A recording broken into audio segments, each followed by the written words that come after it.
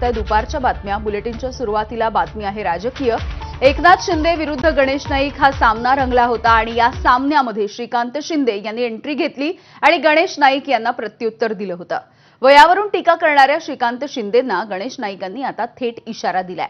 माझ्या नादाला लागला तर माझी खासदार करून टाकेन असं नाईकांनी म्हटलंय। यावरती आता श्रीकांत शिंदेंनी देखील पलटवार केलाय। नाईकांनी ठाणे किंवा कल्याण लोकसभा मतदारसंघामधून लढून दाखवावं असं आव्हान श्रीकांत शिंदेंनी दिलंय।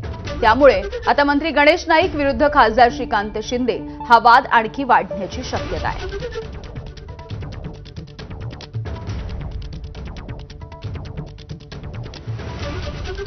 मैं अजून सुद्धा सांगतो की माझ्या नादाला लागला तर ठाणे जिल्ह्यामध्ये त्यांचं अस्तित्व आहे ना, तर परवानगी करायला पाहिजे। म्हणजे गणेश नाईक लीड द ठाणे पालघर एकनाथ शिंदेची एकही महानगरपालिका घेऊन येणार नाही। किंवा मी ओपन चॅलेंज देतो की कल्याणमध्ये त्याचा पुत्र त्याला कायमचा माझी खासदार म्हणून लावावा लागला। ठाण्यामध्ये इथला ठाण्याचा जो अति आगाऊ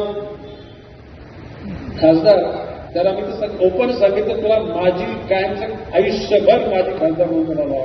हे मी नाही लावणार, ही ठाण्याची आणि कल्याणची जनता लावते। गणेश नाईक फक्त लीड घ्यायची गरज।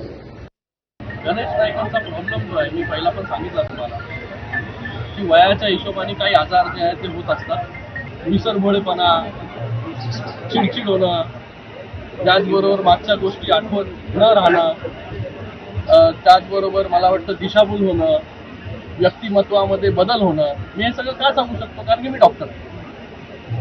मग वयाप्रमाणे जे आहे त्या काही लोकांमध्ये असे सगळे आजार जे आहेत ते होत असतात। राज्यामध्ये आता वनच उरलेली नाही तर वनमंत्री काय कामाचे? शिवसेनेचे आमदार निलेश राणे यांनी गणेश नाईक यांना प्रत्युत्तर दिलेलं आहे। नाईकांच्या शिंदे पितापुत्रांवरच्या टीकेला आता निलेश राणेंनी देखील प्रत्युत्तर दिलंय। नवी मुंबईचे डोंगर पोखरले तसं आता जंगल देखील पोखरलं जात आहे। वनमंत्री हे टीआरपी मिळवण्यामध्ये व्यस्त आहेत। जंगलामधली लाकूड तोड वनमंत्र्यांच्या परवानगीने होतीये का असा सवालही निलेश राणेंनी विचारलाय।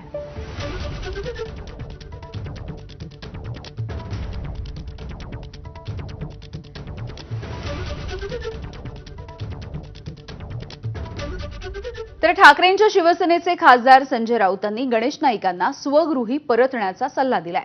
भाजपमध्ये राहून गणेश नाईकांना शिंदे प्रवृत्तीसोबत लढता येणार नाही, कारण या प्रवृत्तीला भाजपचा फडणवीसांचा छुपा पाठिंबा आहे। त्यामुळे गणेश नाईकांनी स्वगृही परत यावं आणि लढावं, तेच विजयी होतील असा सल्ला संजय राऊतांनी दिलाय। तर गणेश नाईक चुकीचं बोललेले नसल्याचं अंबादास दानवेंनी देखील म्हटलंय। माझा गणेश नाईक यांना एक प्रेमाचा सल्ला आहे। भारतीय जनता पक्षात राहून तुम्हाला या प्रवृत्तीशी लढता येणार नाही, कारण या प्रवृत्तीला छुपा पाठिंबा शेवटी फडणवीस आणि अमित शहांचा आहे। भारतीय जनता पक्षाबरोबर राहून तुमची ही लढाई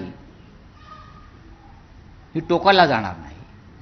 त्याच्यामुळे गणेश नाईक यांनी पुन्हा स्वगृही यावं, शिवसेनेत यावं आणि या लढाईचे रणशिंग फुंकावं। विजय गणेश नाईकांचाच होईल, एवढंच मी सांगू शकतो। आपल्याकडे एक ग्रामीण भागात योजना आहे ना, पाणी अडवा पाणी जिरवा, तसं यांचं एकमेकांची अडवायची आणि एकमेकांची जिरवायची चालू आहे। पण गणेश नाईक जे बोलले ते काय खोटं बोलले असं मुळीच वाटत नाही। ठीक आहे, ते भारतीय जनता पक्षाचे नेते असतील, परंतु त्यांची जी भूमिका आहे ती सत्य भूमिका आहे असं मला तरी वाटतं।